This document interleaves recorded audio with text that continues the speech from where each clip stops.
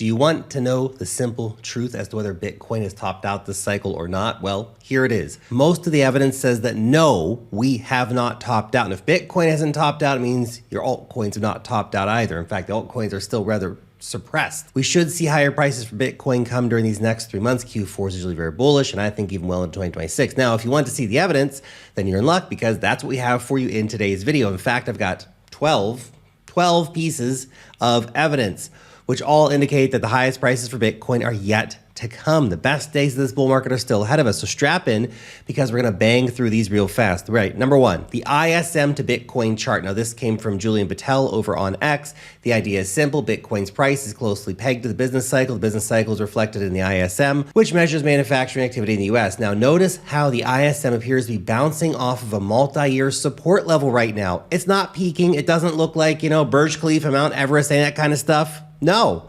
It's sitting at support. So if the ISM continues to go up from here, then Bitcoin should follow. And that may take quite a while for the ISM to hit overbought levels, so to speak, or overheated levels. Number two, global M2, which currently stands at a gang-busting $114 trillion. Now, the current consensus is that Bitcoin lags M2 by anywhere from 10 to 12 to 14 to 16 weeks. It's not an approximate, it's more of a trend. But since M2 these past few months has been grinding up, Bitcoin has been kind of grinding down or sideways most of the time. Thinking is that Bitcoin should follow M2 to the upside over these next few months as liquidity has continued to flood into the system. Number three, gold. Now, gold is on a face melting rally right now. All indications are that $4,000 could be coming very soon for gold. However, as I've discussed in prior videos, it appears that Bitcoin lags gold by about 100 days or so from its breakouts. If that relationship holds up this time, well, you already know what I'm going to say. That will mean a new all-time high for Bitcoin in Q4. The price target for such move, by the way, is anywhere between $150,000 to $180,000. $150 is the 2.6-minute Fibonacci line. Now, number four is the US stock markets. Before we get into that, guys, for trading these cryptocurrency markets, I know that's you.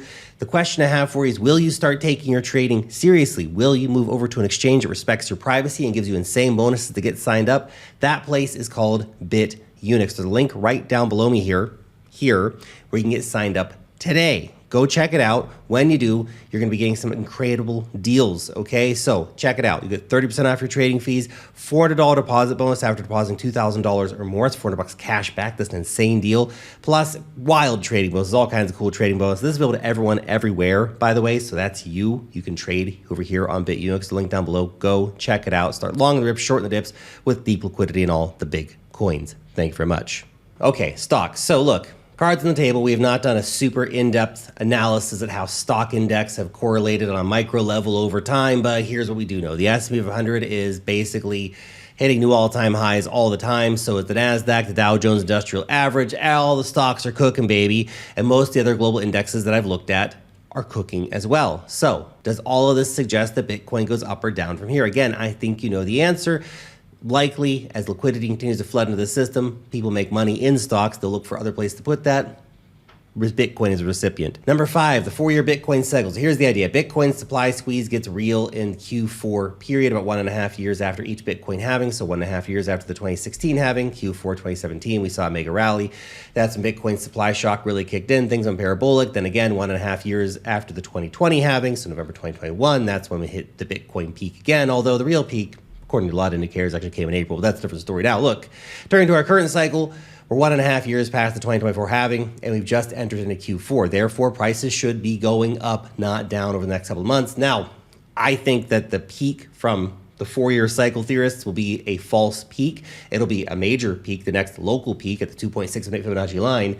But I think we keep pumping into 2026 due to things like the ISM and the global M2 and all that kind of stuff, which have a long way to go.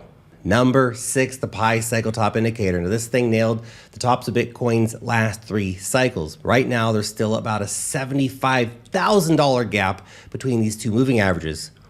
We're going higher. Okay, this thing's gonna top out probably around $250,000. Number 7, the MVRV. Now, the MVRV measures the standard deviation between Bitcoin's market cap and its realized cap. So in English, what this chart shows is that when there's a big gap between the blue line and the black line, that often predicts the cycle top because it's basically a signal that Bitcoin is massively overbought. Or to put it another way, when this orange line gets into the red box, that's a great time to sell. Okay? Okay. As you can see, not even close right now, man. Number 8, Bitcoin's terminal price, which is represented by the red line. So this indicator is actually pretty complicated, but let's just TLDR it, okay? Basically, the terminal price smooths out what Bitcoin's value should be by ignoring the effects of new coins being mined over time, okay? Or to make it even simpler, when Bitcoin's price touches the red line, it's a great time to sell. And usually from the time that these kind of indicators get hit for Bitcoin, your altcoins in the next, let's say, 2 to 6 weeks should be sold off as well. Currently, we're not even close. In fact, Bitcoin's terminal price is currently at $258,000, by the way. There's that number again. You heard that right, $258,000. That also lines up with the 3.618 Fibonacci line. Number 9, Bitcoin's long-term holder supply, which is represented by the blue line here. So this blue line shows the total amount of Bitcoin that has not moved on-chain for at least the past 155 days. You'll also notice these huge gaps between Bitcoin's peak prices and the long-term holder supply. Now, it does appear that we might be entering into another one of these gaps. So don't be surprised if price continues to go up in Q4 with the blue line heading lower. Number 10, funding rates, okay? This is a very interesting one. So, funding rates. This is represented by the blue histogram, and it measures the amount of money that Bitcoin long traders are paying short traders for perpetual swaps contracts, which is like one of the most popular things to do in crypto. You'll notice that funding rates get absolutely out of control when the price enters into euphoric pumps. Now, look at our funding rates over the past few months. They're pretty flat, which means we probably have not seen a top yet. In fact, far from it, okay? This has just been yet another consolidation period. It's been a very difficult market cycles. We have little pumps followed by big consolidations, little pumps followed by big consolidations, very few runners in altcoins. Number 11, Bitcoin dominance. Now, our cycles usually hit the top once we're deep into an altcoin season, and mania goes for dog coins and all that kind of stuff. That's when Bitcoin's dominance gets down to like the lower 40s, for example. We're not even close to that now. Finally, number 12, institutional adoption. Now, this is adoption best visualized here with bitcointreasuries.net. Here you can see how much Bitcoin has been acquired by all the institutions, by the public companies, by the private companies, by the governments, ETFs, all that kind of stuff across Bitcoin's price history. Now, do you think Bitcoin's price has topped this cycle in the face of record accumulation from institutions? I don't think so. I don't think so.